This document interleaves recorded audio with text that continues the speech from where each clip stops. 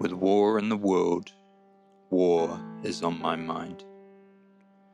But I have been hesitant to share my thoughts because there is a social contagion going around. A silent sickness where everyone knows the horrors of the moment, but in years to come, it will look like almost no one knew. We are being collectively coerced into a polite silence, as to not remind others of the pain they decide to suppress or ignore. But I am an artist, so I must express and share about what I care for, and not to be coerced by fear. Today I walked the diameter of the death zone of the atomic bomb dropped on Hiroshima. I did this to experience the scale of destruction from an intimate human level.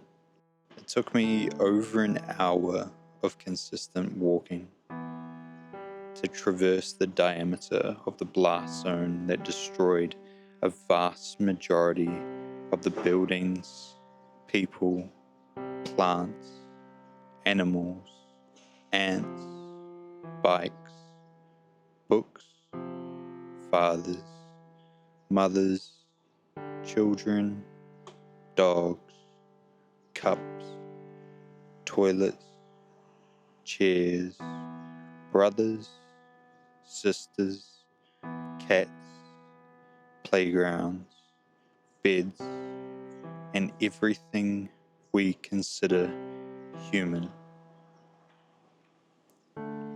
And with our modern atomic technologies, this destruction would be much, much worse.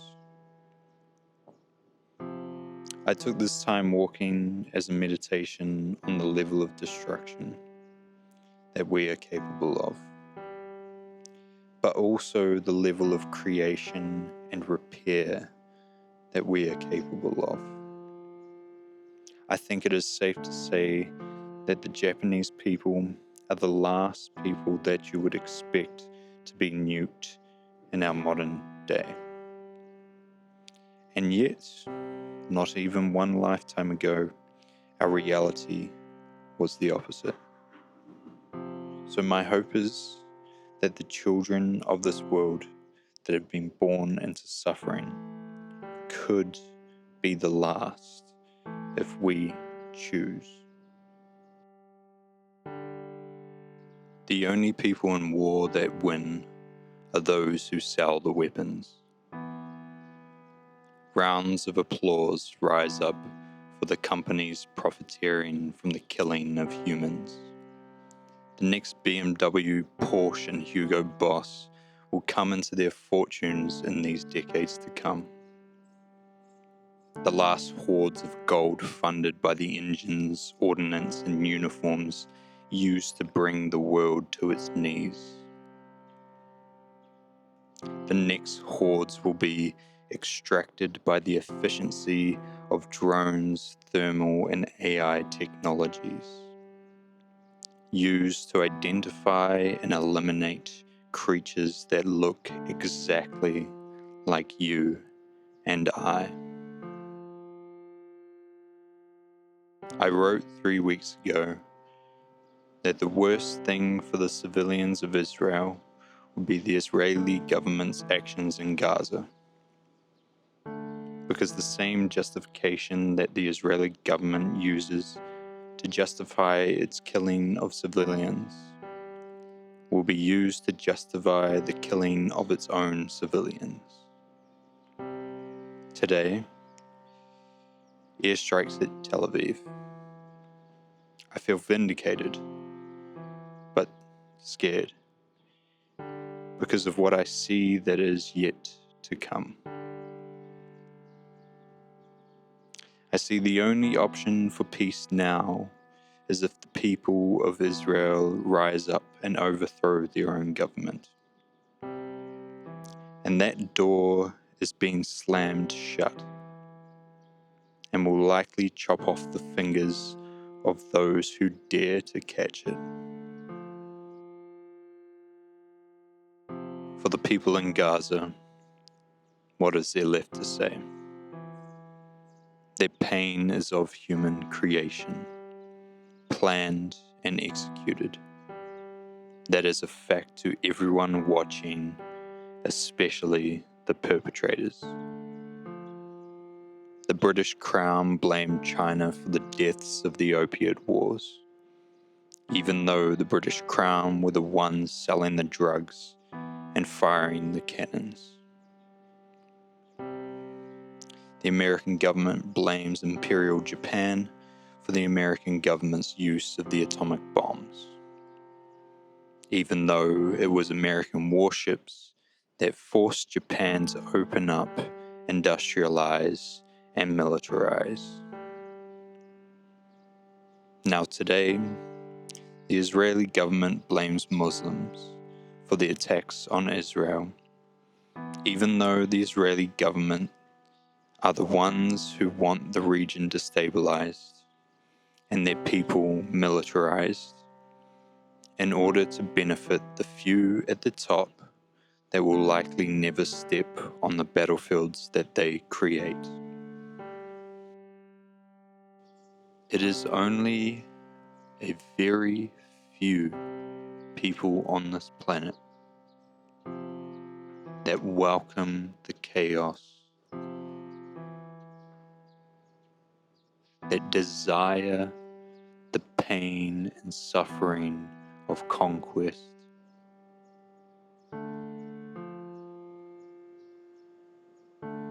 And the only thing that stops them in any period in history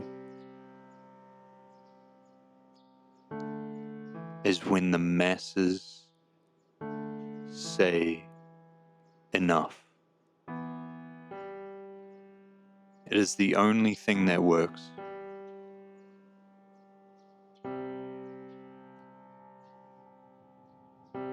Everything else leads to so much bloodshed and destruction, and we cannot afford that again.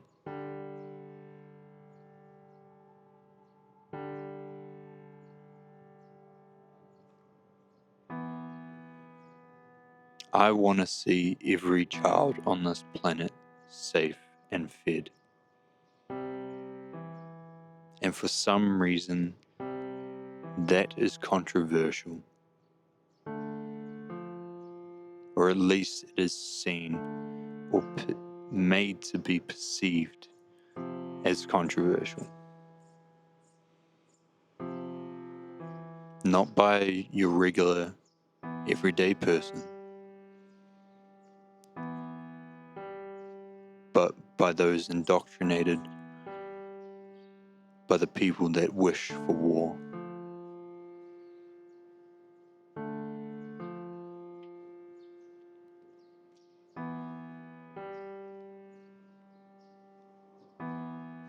No one can say how we fix this today.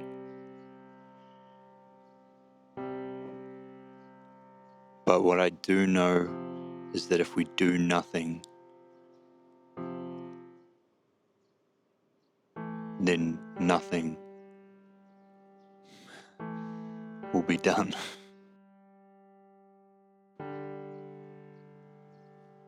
These same times that break most people embolden a few. And when those few stand up, they inspire everyone else around them to do so too. So be bold, be brave, fight your fears. Peace is the destination, but peace is not the path. Some disruption is needed, some pain is necessary.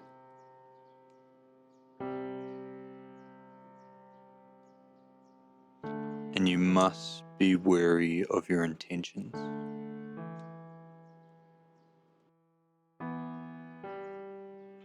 Because you can desire to save the world, but the outcomes of your actions will determine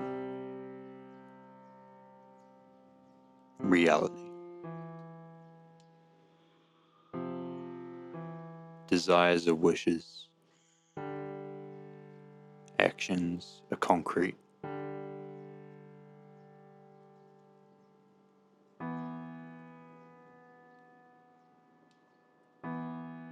Don't be afraid of anger.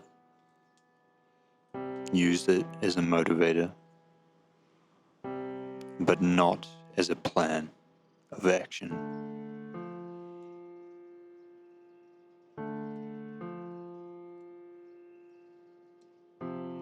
Don't crumble to sadness or despair.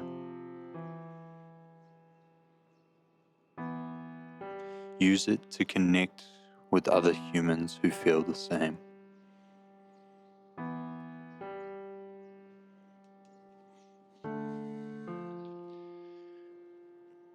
Don't be consumed by jealousy of those who do not suffer as you do.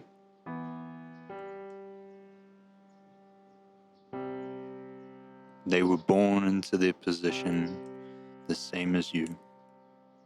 But you get to choose how you end up living your life. Don't fall into the traps that they have set for themselves just because you desire not to suffer.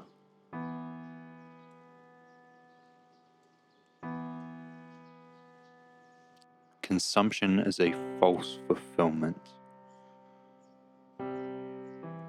It can never be satisfied. Creation will satisfy fulfillment. Nothing else can.